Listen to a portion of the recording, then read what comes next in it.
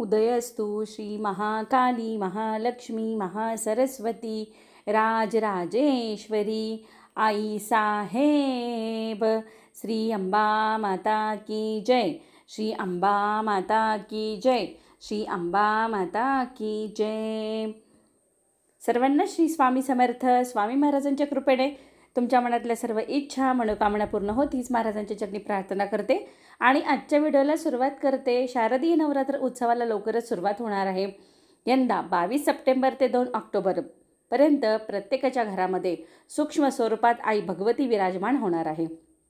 आपल्याला ह्या 9 दिवसाच्या कालावधीमध्ये देवीच्या 9 रूपांची पूजा करायची असते, सेवा करायची असते, कुळाचार करायचा असतो आणि ह्या नवरात्रीच्या कालावधीमध्ये कुळाचार अतिशय महत्त्वाचा असतो। त्याच्यामध्ये येतं घटस्थापना, अखंड दिवा, मंगल कलश, होम हवन, कन्यापूजन आणि देवीची तळी भरणं आणि सगळ्यात महत्त्वाचं येतं ती दुर्गा सप्तशती ग्रंथाचं पारायण करणं।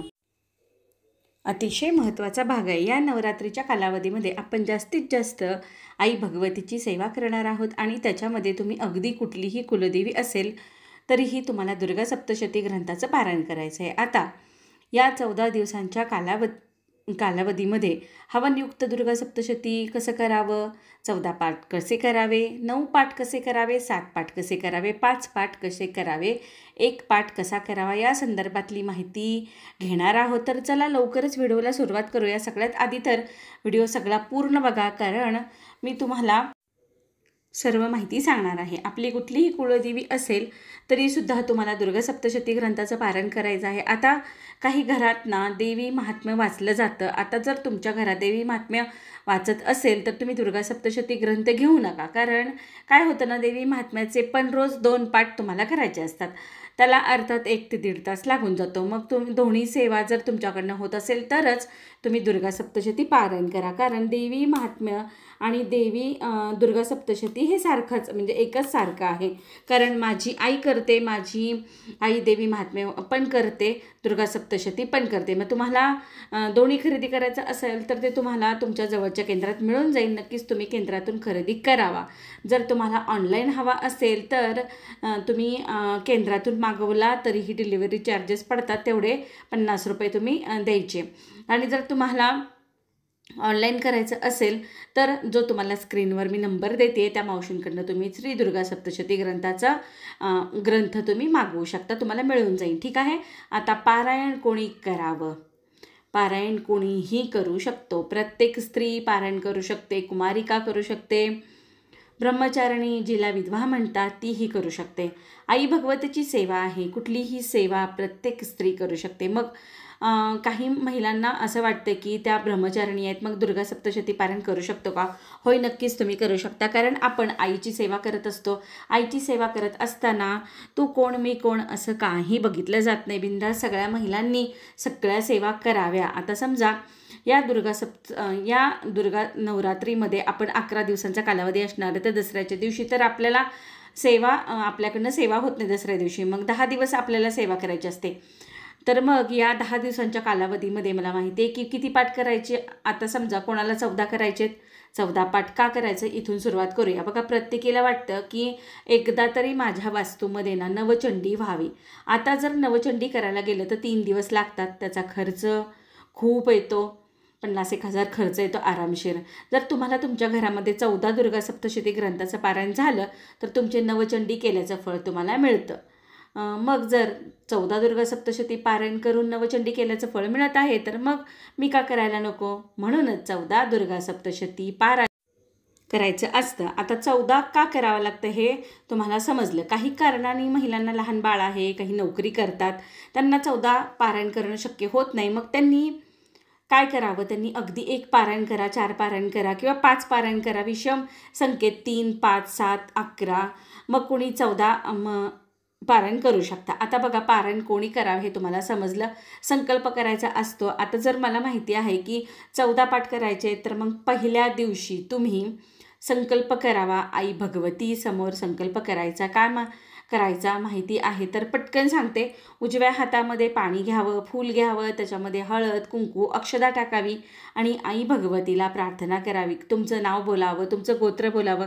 ज्यांना गोत्र माहिती नाही त्यांनी काश्यप गोत्र बोलावं. आई भगवतीला प्रार्थना करावी की मला यावर्षी 14 पाठ करायचे आहेत, तुम्हाला माझ्याकडून हे करून घ्यावे अशी प्रार्थना करायची. ते पाणी सोडून द्यावं. परत दोन पळी पाणी टाकायचं. जे काही संकल्पाचं पाणी ते कुठल्याही झाडाला तुम्ही अर्पण करू शकता. हा झाला संकल्प करणं. आता पहिल्या दिवशी तुम्हाला पाठाला सुरुवात करायची असते. आता पाठाचे नियम तुम्हाला सांगते बघा. या पाठाचे नियम खूप काही नाही. जिथे आपण घटस्थापना करतो, जिथे मंगल कलशाची स्थापना केली जाते, किंबहुना जिथे तुम्ही फक्त दिवा लावलाय, अखंड दिवा, कारण प्रत्येकाच्या घरात घटस्थापना होते असं नाही. मग अशा वेळेस जिथे तुम्ही तो दिवा ठेवलाय, चौरंग ठेवावा, पाठ असावा छोटासा, त्यावर ग्रंथ ठेवायचा असतो, तो ग्रंथ झाकून ठेवायचा असतो.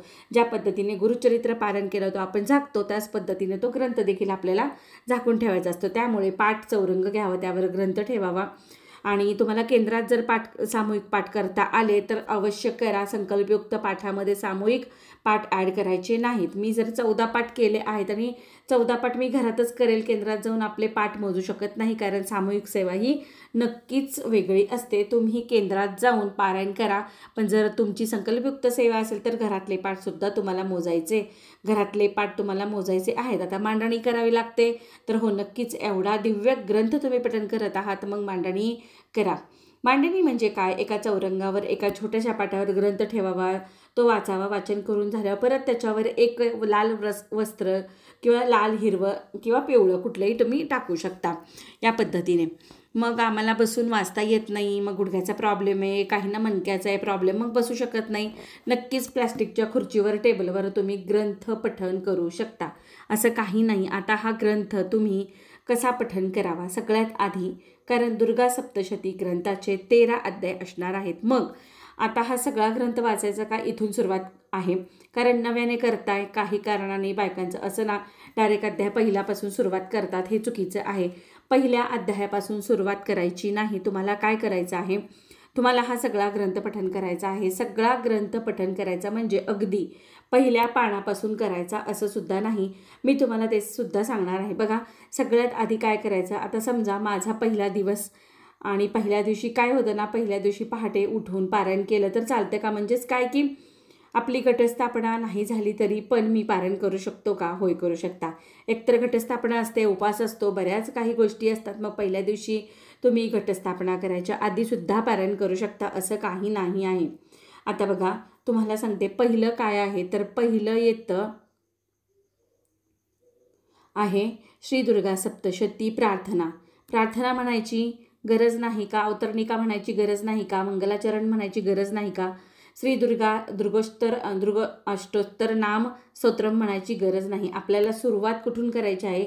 दिव्या कवची सुरुवात करायची आहे. कळालं? तुम्ही पहिल्या दिवशी जर कराल तर पहिल्या दिवशी स्वामी स्तवन म्हणावं, एक माळ ओम चामुंडाय विच्चय मंत्राची म्हणावी आणि त्याच्यानंतर तुम्ही मग दिव्या कवचाने सुरुवात करावी. आता मला एकच पाठ करायचा आहे. मग एक पाठ म्हणजे काय? ते 1 ते 13 अध्याय. पण ते कसे वाचायचे तुम्हाला सांगते. पहिल्या दिवशी दिव्या कवच म्हणजे पहिल्यांदा दिव्या कवच नाही, पहिल्यांदा स्वामी स्तवन म्हणायचं आहे. 22 तारखेला स्वामी स्तवन म्हणणार, मग एक माळ नवर्ण मंत्राची म्हणणार, त्याच्यानंतर दिव्या कवच म्हणणार. दिव्या कवच झाल्यानंतर श्री अलगरा स्तोत्रम, नंतर किलक स्तोत्रम म्हणणार, रात्रिक सुक्तम म्हणणार. अध्याय पहिल्यापासून सुरुवात करणार. मग 1 ते 13 अध्यायाचं पठण करणार आणि एकदा 1 ते 13 अध्याय पठण करून झाले की मग तंत्रोक्त देवी सुक्त म्हणणार, प्राधानिक रहस्य आणि वैकृतिक रहस्य म्हणणार आणि त्यानंतर मूर्ती रहस्य आणि क्षमा प्रार्थना स्तोत्र म्हणणार. हे सगळं पहिल्या दिवशी किंवा एक पाठ ज्यांना करायचा आहे त्यांनी. आणि तुम्ही थोडासा व्हिडिओ पुढे मागे करा, मग तुम्हाला सर्व समजेल ज्यांना एकच पाठ करायचा आहे. आता बघा, 1 ते 13 अध्याय पठण केले की लगेच पाठ पूर्ण होतो का? नाही. त्यानंतर आपल्याला तंत्रोक्त देवी सुक्त म्हणायचं असतं, प्राधानिक रहस्य म्हणायचं असतं, वैकृतिक रहस्य म्हणायचं असतं, मूर्ती रहस्य म्हणायचं असतं आणि क्षमापराध स्तोत्रम म्हणायचं असतं, म्हणजे आई भगवतीची माफी मागायची असते. हे सगळं तुम्हाला म्हटल्यावर एक पाठ पूर्ण होईल बघा. स्वामी चरित्र सारामृताचं कसं असतं ना आपलं, की चला आज आता समजा माझं बाळ उठलं, मी 5च अध्याय पठण करणार, नंतर ब्रेक घेऊन मी करणार. पण दुर्गा सप्तशती पारायणाचं एका बैठकीत तुम्हाला सर्व अध्याय पूर्ण करायचे आहेत आणि अर्धे अध्याय वाचून अर्ध पारायण सोडायचं नाही. एका बैठकीतच तुम्हाला सर्व पारायण करायचं असतं. मग अशा वेळेस तुमचं बाळ जेव्हा झोपेल, तुमची घरातली सगळी कामं होतील, तेव्हाच तुम्ही सुरुवात करावी. मग अगदी पहाटे म्हणा किंवा दुपारी 12 ते 12:30चा जो वेळ आहे तो सोडून तुम्ही दुर्गा सप्तशती पठण करायचं आहे, करू शकता. राहुकाळात जर केलं तर अतिउत्तम. राहुकाळात दुर्गा सप्तशती ग्रंथाचं पठण आपल्याला अनंतपटीचं फळ देऊन जातं, हे नक्की आहे. रोज दीड तासाचा राहुकाळ असतो. ज्या पद्धतीनं आपण म्हणतो ना की ते कसं पठण करायचं हे तुम्हाला समजलं. एकाच बैठकीत पठण करा. आता समजा मला 14 पाठ करायचे आहे, तर मी काय करते, सुरुवातीचे ना पहिले 2 ते 3 दिवस 2-2 पाठ करते. एका दिवसात 2 पाठ चालतो. तो कसा, सकाळी पाठ करा आणि दुपारी परत 1 पाठ करा. दुर्गा सप्तशती ग्रंथाचं पारायण खाऊन केलं तर चालतं का? आता जेवण करणं म्हणजेच काय, तर एकदम भरपेट मस्तपैकी जेवण करायचं आणि मग पारायणाला बसायचं नाही. याचं कारण तुम्हाला सांगते. जेवण केले की ढेकर येते, आळस येतो, झोप येते आणि या गोष्टी घडतात. मग दुर्गा सप्तशती पारायण हा खूप मोठा दिव्य ग्रंथ आहे. मग ढेकर येणं किंवा या चुकीच्या गोष्टी घडणं, म्हणून थोडंसं हलकं फुलकं काहीतरी खा. तुम्ही 10 वाजता नाश्ता केला थोडाफार, तर मग चालतं ते खाऊन तुम्हाला पाठाला सुरुवात करतात. या पद्धतीनं समजलं असेलच. आता मी प्रेग्नेंट आहे, मग प्रेग्नेन्सीचा कुठला महिना आहे, मग ते मी पारायण करू शकते का, असा देखील प्रश्न पडेल. तर आता समजा ला समजा 10 दिवसांच्या कालावधीमध्ये सुरुवातीच्या 4 दिवस जर तुम्हाला अडचण आली आणि 22 तारखेला तुमचा 3रा-4था दिवस असेल, तर तुम्हाला काय करायचं आहे, जेव्हा तुमचा मासिक धर्म समजा 24 तारखेला संपला, 25 तारखेला पाठाला सुरुवात करायची. मग जेवढे पाठ होतील तेवढे तुम्ही करायचे. आता काय होतं ना, आपण कितीही नाही म्हटलं तरी अडचण येते. मग अशा वेळेस काय होतं की दसऱ्यानंतर जरी 3-4 दिवस एक्स्ट्रा तुमची पारायणाला गेले तरी काही हरकत नाही.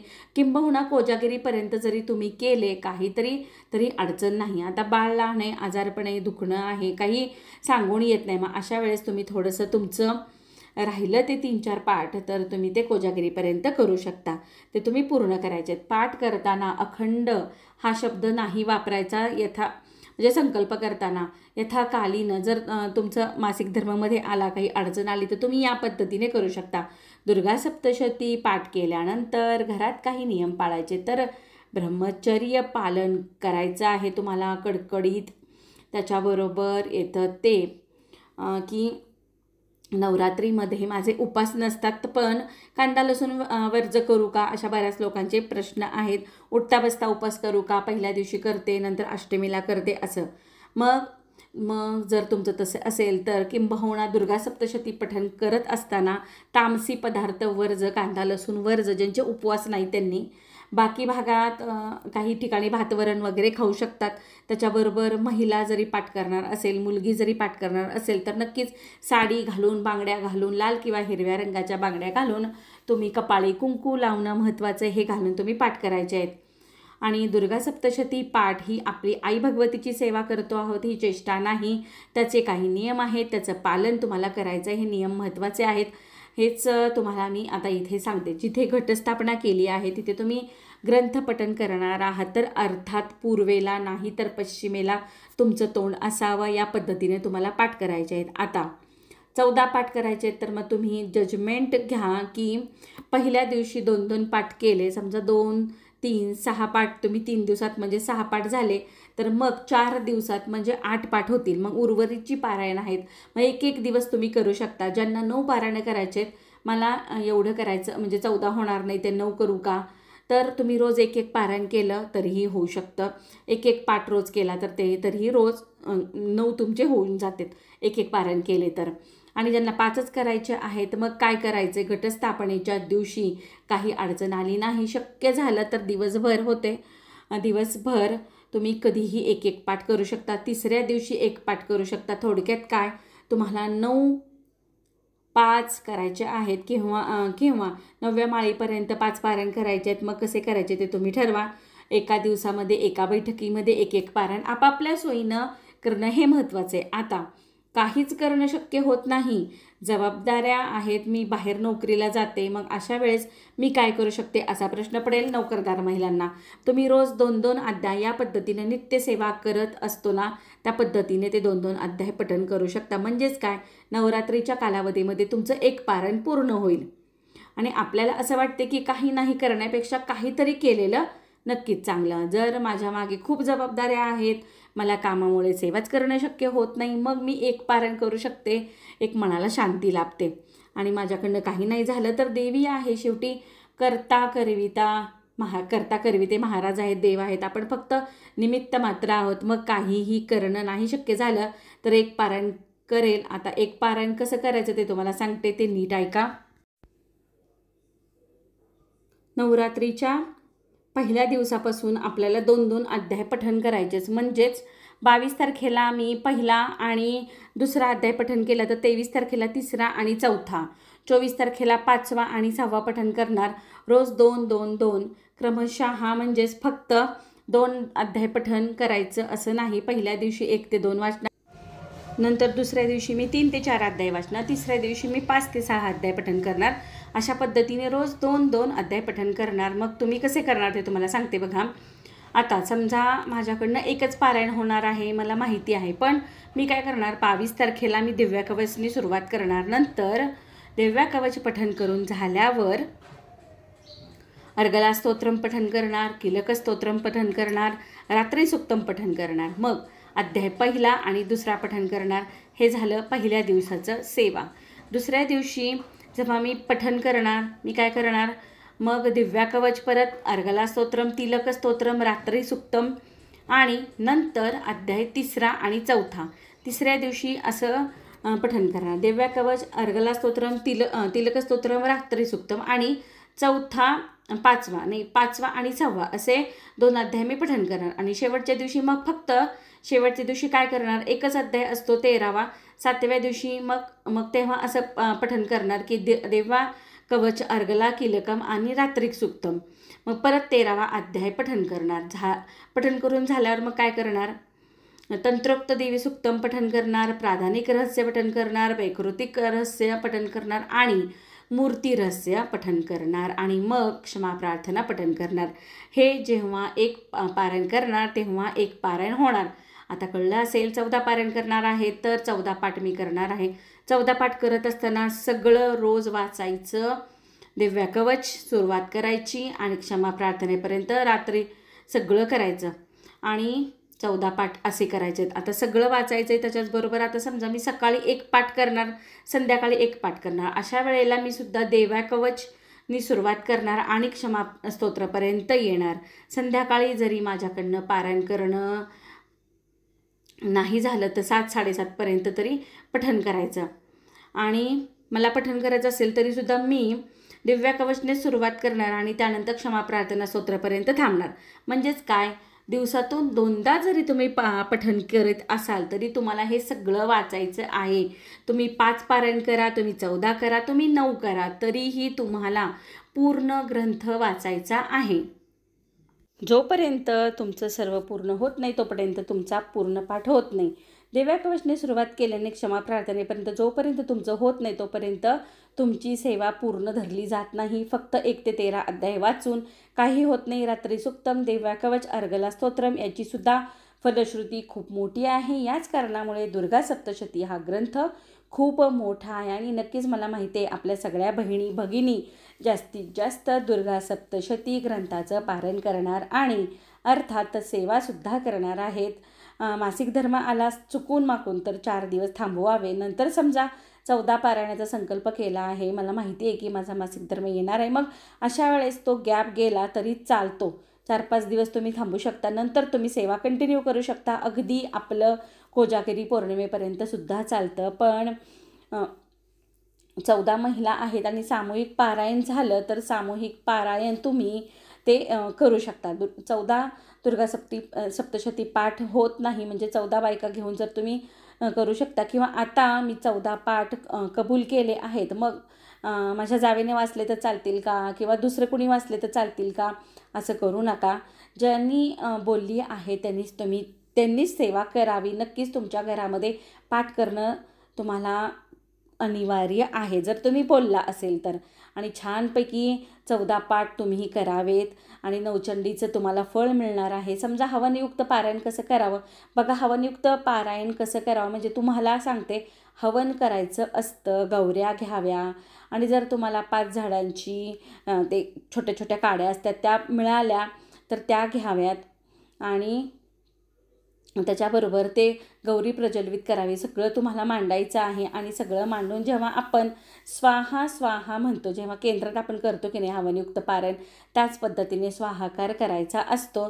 तर तुम्हाला सांगते, तांदूळ घ्या, साखर घ्या आणि साखर तांदूळ एकत्रित करायचे आणि स्वाहा स्वाहा करत आपल्याला ते हवनयुक्त पारायण करायचं. अतिशय उच्च कोटीची सेवा आहे. आपण हवन करणारच आहोत पुढे नवरात्रीच्या कालावधीमध्ये. आता हवनयुक्त दुर्गा सप्तशती पारायण कसं करावं असं काही कमेंट येतील तर त्याचा आपला व्हिडिओ डिटेल येईलच. शक्यतो हवनयुक्त दुर्गा सप्तशती पारायण आपल्याला 14व्या दिवशीच करायचं, म्हणजे 14वा पाठ जो आहे ना त्या पद्धतीनं आपल्याला करायचं आहे. किंवा मग 9वा पाठ आहे तर त्यावेळी तुम्ही करू शकता. मग ते हवन कुठून कसं करायचं ते तुम्हाला सांगते बघा.